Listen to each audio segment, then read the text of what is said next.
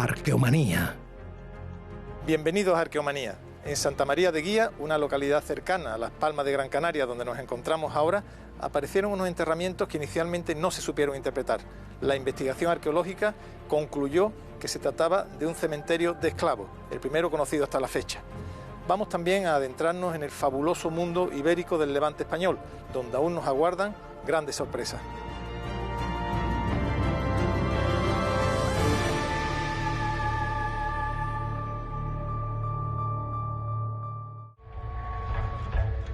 Fragmentos.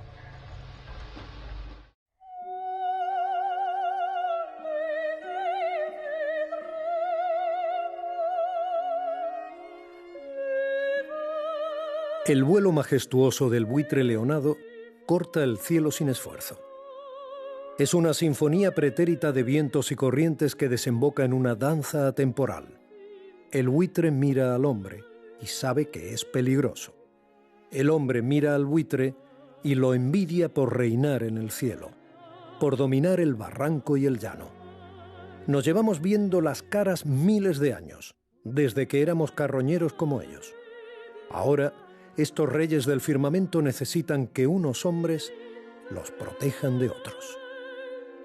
La grandiosidad de la naturaleza es la mayor impresión que experimentamos, sobre todo los urbanitas. La potencia paisajística del cañón del río Vero en Huesca es de esas que aturden al visitante. Este somontano, esta falda del Pirineo, patria del esquivo Alimoche, frontera de Al-Ándalus, tiene un repertorio de arte rupestre que fue proclamado Patrimonio de la Humanidad en 1998. Y a eso hemos venido, a ver algunas muestras. Tenemos la cueva de la Fuente del Trucho con arte rupestre paleolítico, que es el único además existente como arte pictórico en Aragón, el arte rupestre levantino y el arte rupestre esquemático, es decir, los grandes ciclos de la pintura arte rupestre europea. Estamos hablando de un arco cronológico amplio entre el 30.000 por lo menos y entre el 1.500.000 antes de Cristo. La relación que los hombres y mujeres de la prehistoria tenían con el medio va quedando clara a medida que los estudios científicos avanzan. La interacción con el espacio físico, con el territorio y con sus recursos va llegando a los registros de los investigadores con evidencias cada vez más claras. No obstante, existen todavía dudas razonables sobre diferentes aspectos, como la domesticación de animales, o de algunos de ellos. Si nos fijamos en algunos enterramientos del Neolítico, observamos que existen inhumaciones de animales que se han ritualizado. Tal es el caso del campo de hockey en San Fernando, Cádiz. Y es que los animales son el tema principal de los relatores prehistóricos. Es cierto que aparece un repertorio muy importante de signos abstractos que son, por ahora desconocidos, pero no es menos cierto que la plasmación de fauna sobre todo tipo de paredes y soportes muebles es una constante de la prehistoria.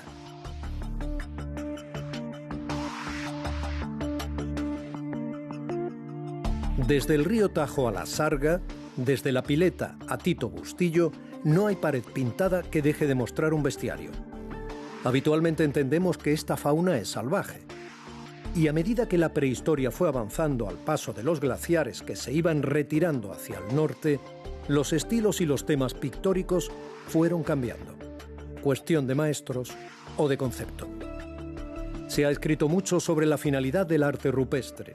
En lo tocante a los animales se ha afirmado que su representación tenía intención didáctica, religiosa o mágica, incluso naturalista, plástica. Mientras que los animales aparecen solos en las escenas o acompañados de otros animales, no hay mucho que discutir, ya que todas las hipótesis, en principio, pueden ser válidas. El problema se plantea si los animales salvajes figuran en paneles junto a seres humanos o antropomorfos. El cañón del río Vero, concretamente el abrigo del Tozal de Mayata, nos pone ante un caso singular. En algunas de sus pinturas aparecen hombres tirando de ciervos con una especie de maromas. Y en concreto aquí hay un conjunto de 3 representaciones muy singulares en las que nos encontramos a seres humanos que están o bien directamente con la mano o con cuerdas, están sujetando a ciervos. Entonces esto es una representación pues bastante singular incluso dentro de este estilo artístico. En principio el ciervo pues parece ser que es un animal que en principio pues no se ha domesticado, ¿no? Al menos como ha ocurrido pues con renos o con otro tipo de animales, ¿no? Claro, el arte pues siempre tenemos el problema de qué está significando, si realmente lo que vemos es lo que está representando o hay otro significado de carácter más oculto. ¿Es la representación de ciervos domesticados? Se conocen algunos casos, pero no ha sido frecuente que los ciervos, al contrario que por ejemplo los renos, hayan sido domesticados. Pero quizá los pastores o los chamanes de la prehistoria lo hicieron aquí, en el cañón del río Vero, en Huesca. En la península ibérica pueden verse otros casos de hombres en acción con animales. Tal es el caso de Balonsadero en Soria. Este conjunto de abrigos muestra hombres y toros en diferentes juegos o danzas. ¿Quién puede saberlo exactamente? Para encontrar el sentido de las pinturas del cañón del Vero, hemos recordado algunos espacios de cronología similar, como pueden ser las pinturas de la Sarga, cerca de Alcoy. Ahí, según expertos como Mauro Hernández, podemos estar hablando de un lugar de agregación, de reunión. Pero la peculiaridad del barranco del Vero sugiere otras posibilidades. Aquí hay que tener en cuenta que es un espacio que algún tipo de carácter simbólico tuvo que tener, porque es que estamos hablando de que las sociedades prehistóricas que vivieron en esta zona desde el Paleolítico hasta al menos el Neolítico, incluso la Edad de los Metales, es que tienen las muestras pictóricas aquí, utilizaron este lugar para pintar, para manifestar, pues bueno, a través de estas imágenes, pues sus creencias, su cultura, su forma de pensar y por lo tanto tiene un carácter simbólico. Las pinturas rupestres del cañón del río Vero se conocen desde finales de los años 60. Su primera observación fue muy compleja, por la dificultad y peligrosidad de los abrigos. Pero la investigación va avanzando en lugares como la Cueva del Trucho. La presencia humana en la región es muy antigua, pudiendo incluso llegar al Paleolítico Medio. Quizá los primeros vestigios neandertales no tarden en aparecer. Paisajes arqueológicos.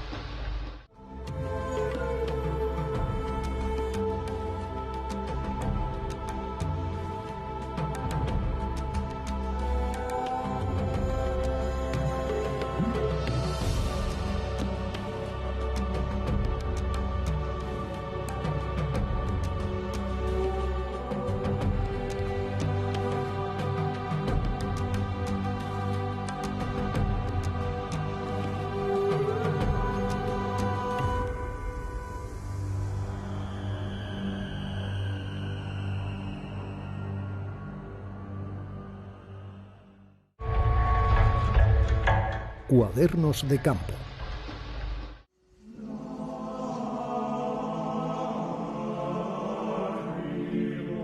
A veces, la arqueología, a modo de película de detectives, logra resolver enigmas del pasado. Pongámonos en escena.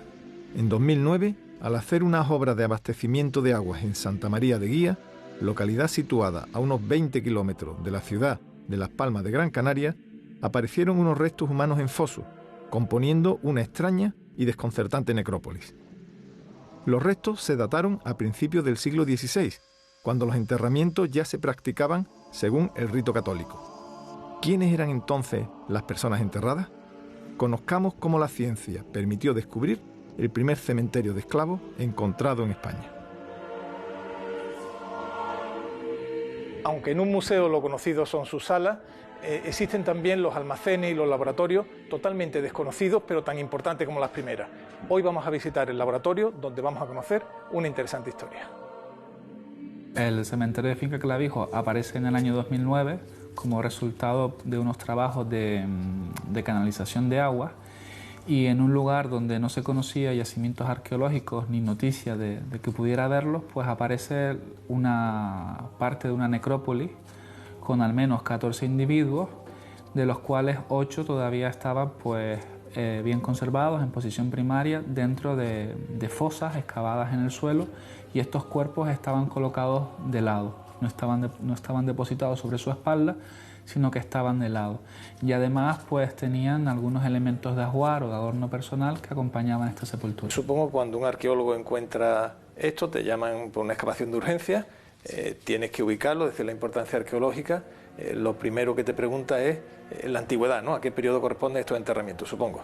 Exacto, sí. Uno de los de las grandes incógnitas que teníamos en torno a este yacimiento era saber la antigüedad. En primero porque el ritual funerario que estábamos observando durante el proceso de excavación arqueológica difería significativamente con respecto al ritual funerario aborigen de las poblaciones que habitaron las islas antes de la conquista castellana. Y además este cementerio tampoco estaba ubicado dentro de una iglesia o cerca de algún recinto religioso, que era el lugar donde normalmente se daba sepultura a las personas una vez que la isla fue conquistada por la corona castellana. ¿Qué antigüedad tenía el yacimiento?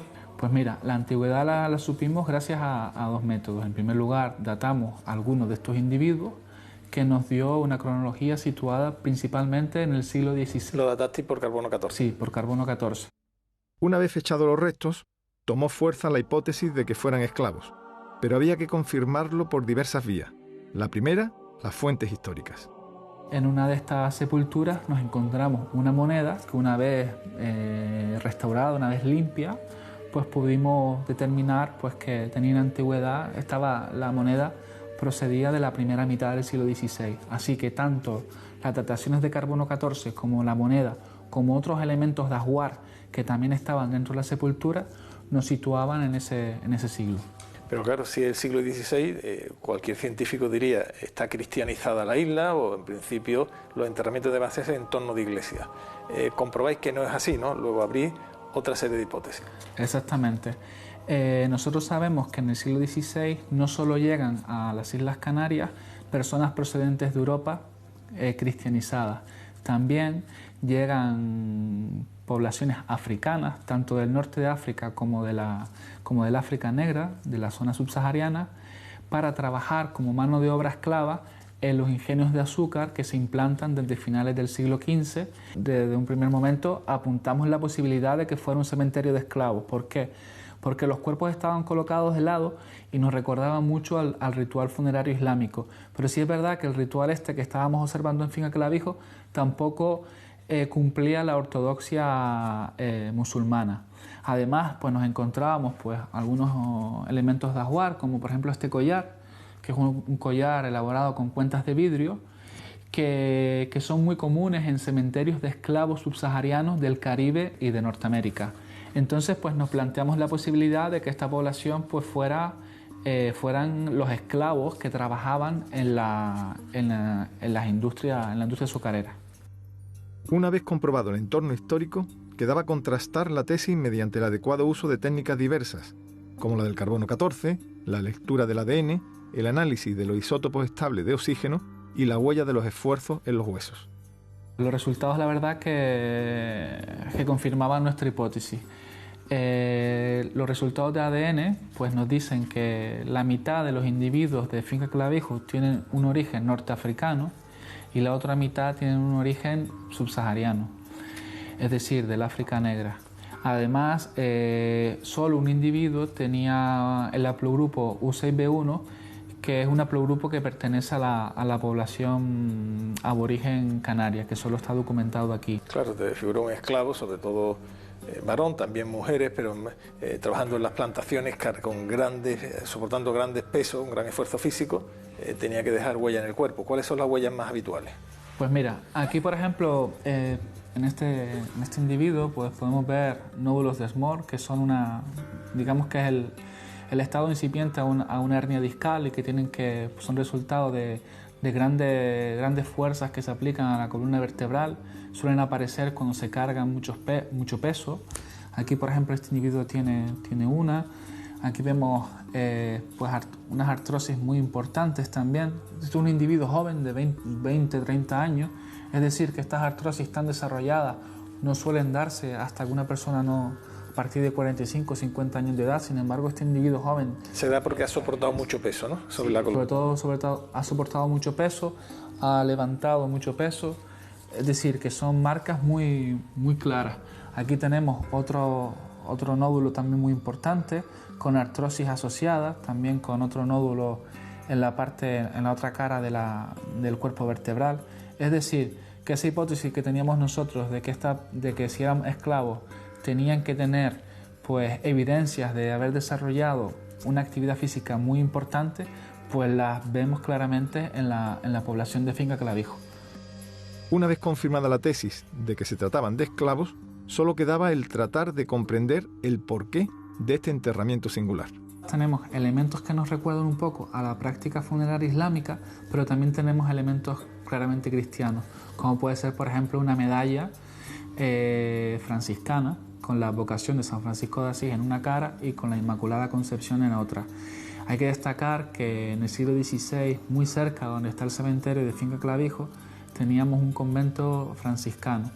Es probable que estas personas de origen africano fueran evangelizadas por estos monjes franciscanos que estaban muy cerca. Quizás la mujer que está dentro de este cementerio pues ya se había convertido al cristianismo, o simplemente llevaba la medalla porque le parecía bonita, o quizás, ¿por qué no?, para enmascarar su condición de islámica y así poder integrarse mejor en la sociedad donde vivía. O quizás también estamos viendo un cementerio clandestino donde esta gente pues todavía pudo expresar su identidad, quizás como un ejercicio de resistencia a la irremediable cristianización que le sobrevino con el paso del tiempo. El Museo Canario custodia muchas historias antiguas, sorprendentes y misteriosas. Y hoy, gracias a la tarea de los arqueólogos, hemos podido desvelar el enigma del primer cementerio de esclavos descubierto, un rayo de luz sobre la oscuridad de un pasado desconocido. Historias de la arqueología.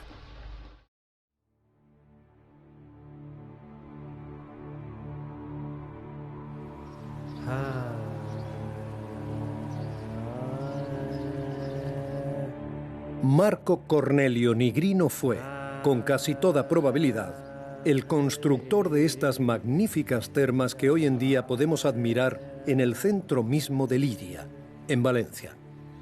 Algunos expertos defienden que Marco Cornelio Nigrino fue un político rival de Marco Ulpio Trajano, que llegaría a ser gran emperador y conquistador. La historia se escribe así. Generalmente son los vencedores los que dejan su relato, su brillo deslumbrante ante la opacidad de los caídos. Trajano dejó su estela por todo el imperio. En el foro que lleva su nombre todavía puede verse su magnífica columna, la que narra la conquista de la Dacia, en la actual Rumanía. Cerca, muy cerca, bajo los museos capitalinos, está el viejo foro republicano. Alejados unos centenares de metros en el Largo di Torre Argentina, tangentes al Jesús, pueden verse los viejos templos republicanos. Y es que durante la República Romana transcurre nuestra historia de hoy. El mundo griego alcanzaba sus cotas de máximo apogeo intelectual tras la oscuridad del periodo arcaico, y todo el Mediterráneo es un hervidero de mercaderes y capitanes. En la península se desarrolla el misterioso mundo de los íberos.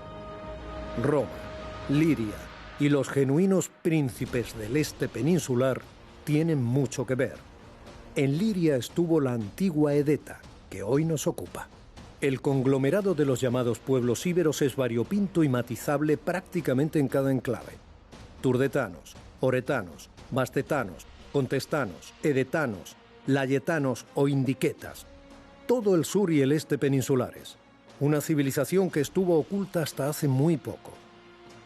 Centenares de ópida y fortalezas llenan el sur y el este peninsulares. Fueron primero sus damas, como las de Elche, Baza, Cabezo Lucero o el Cerro de los Santos, luego sus cerámicas y sus enormes monumentos como Pozomoro o el Pajarillo, los que han ido introduciendo esta koiné contemporánea de griegos, romanos y cartagineses en el imaginario colectivo. Sagunto parece marcar un hito en el territorio, una especie de non plus ultra íbero. La cercana Edeta, ciudad amiga o rival según la coyuntura, pudo ser premiada por Roma en la Segunda Guerra Púnica. Edeta habría sufrido primero los rigores de Aníbal, por lo que habría sido compensada por Publio Cornelio Escipión. Especialmente sus élites. El pueblo, como siempre, fue el soporte. Sabemos que hay ocupación en la mayoría de estos poblados y especialmente en el Tossal de San Miquel, en la antigua Edeta, desde el siglo VI o incluso un poco antes. Pero la mayoría de restos conservados parecen corresponder ya a la última fase, siglo IV, segundo, y prácticamente lo que encontramos nosotros corresponde al momento final prácticamente del abandono de estos poblados por el conflicto bélico. Edeta es la cabecera de un territorio que va desde el Turia a Sagunto. Es el verdadero árbitro del espacio, el cancerbero que guarda las dos mesetas de las importaciones mediterráneas. Del mundo que danzaba al ritmo de Apolo y Deméter, de Numa y Astarté. La ciudad de Sagunto podría haber sido la capital de otro territorio situado en su zona de influencia, y sobre todo en una zona de influencia vinculada a los aspectos marítimos, al Mediterráneo. En el ámbito edetano, la ciudad del Tossal de San Miquel parece más vinculada a un ámbito rural, lo que no significa que no pudiera generar poderes importantes, pero no está volcada al Mediterráneo. No hemos visto un puerto edetano claramente vinculado al Tossal de San Miquel, como sí lo tiene Sagunto. En el ámbito edetano lo que vemos claramente es el poder se fundamenta en el control de la tierra. Básicamente la importancia del yacimiento es la situación estratégica que ocupa, controlando toda la costa desde prácticamente la zona de Denia hasta Sagunto, es decir, todo su territorio que realmente ocupaba desde el Júcar hasta el Palancia. Después también controla todo el paso interior, porque para llegar a la costa, a través de tanto de Aragón como de Castilla, hay que pasar necesariamente por Giria, que además tiene una zona que permite una explotación agrícola realmente importante, que junto con la explotación ganadera hace de este espacio un espacio, digamos, muy atractivo para las élites municipales. Hay 112 textos que decoran cerámicas de Edeta, 112 fuentes que no se pueden traducir por el momento. Son una expresión genuina, casi unos cómics únicos en el mundo antiguo, si se nos permite la expresión. Se documentan dos sistemas de escritura, el llamado levantino o nororiental y el meridional. También hay varios soportes en los que se escribía, y el museo alberga una de las colecciones más importantes de escritura sobre láminas de plomo. Otra colección destacada son los letreros pintados en la cerámica ibérica, sobre todo pues, los relacionados con la cerámica del Tossal de San Miquel de Giria. Aunque haya casos parecidos, lo que estamos viendo en este fenómeno son creaciones particulares de los íberos edetanos. Hubo una apropiación de unos temas y de unos aspectos en clave local.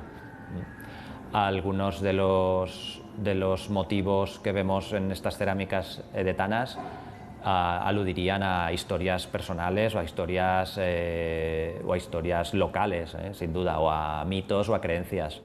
La distribución espacial, el urbanismo de la antigua Edeta, recuerda a poblaciones más antiguas de la Edad del Bronce, como la Bastida o el Cabezo Redondo de Villena. Prácticamente todas las casas, las viviendas tenían en la parte superior la parte de dormitorio, y en la parte baja generalmente tenían la zona de transformación de los productos. En principio se ha documentado un edificio de culto. Edificio público de poder no, se supone que estaría en la parte alta, en la parte donde actualmente está el monasterio, y es una zona que está muy afectada. El yacimiento fue comenzado a excavar en 1933. Se conserva algún material gráfico de los primeros trabajos. Esto corresponde con parte de las habitaciones excavadas entre los años 1933 y 1936 y corresponde a una serie de construcciones, la parte baja, relacionada siempre con actividades productivas. Los contestanos quizás sean los íberos más parecidos a los edetanos dada su proximidad geográfica. Edeta presenta particularidades en el mundo funerario y en otros aspectos. Y para la época ibérica vemos claramente cómo había una distinción de edad en cuanto al ritual funerario. De edad, claramente.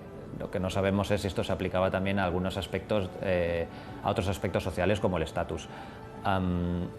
Los niños de muy pocos días de edad, nacidos muertos, fetos que no llegaron a término, etc., aparecen inhumados bajo las casas. En cambio, los adultos o niños de más edad y adultos son incinerados y enterrados en cementerios, siempre fuera de los poblados. Y como en casi todo el Mediterráneo, al final todo acabó con esa guerra global que fue la Segunda Púnica. El registro material es realmente interesante porque corresponde en su mayor parte al momento de destrucción del poblado.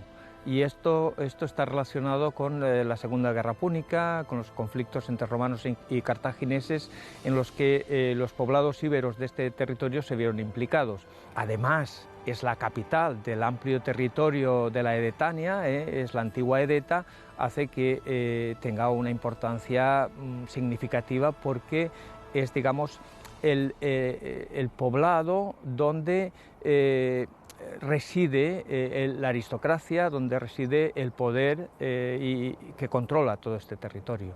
Es un tema que es un poco debatido. Polibio, en su libro, hace referencia a una especie de rey de los edetanos. A partir de aquí surge pues, Edecón, surge también, a partir también de Plinio, la Regio Edetania y una serie de cuestiones en torno a la relación Edecón, Edeta, Edetania, que algunos autores cuestionan. Roma venció, y Edeta, como el resto del fastuoso mundo íbero, se solapó, se infiltró, se fusionó, eso sí, previo sometimiento, con los usos y modos de la potencia dominante. Como decía Sinué, así ha sido siempre y siempre será. Los príncipes del Este permanecieron siglos en el olvido, pero hoy en día podemos conocerles, siquiera un poco, gracias a la arqueología.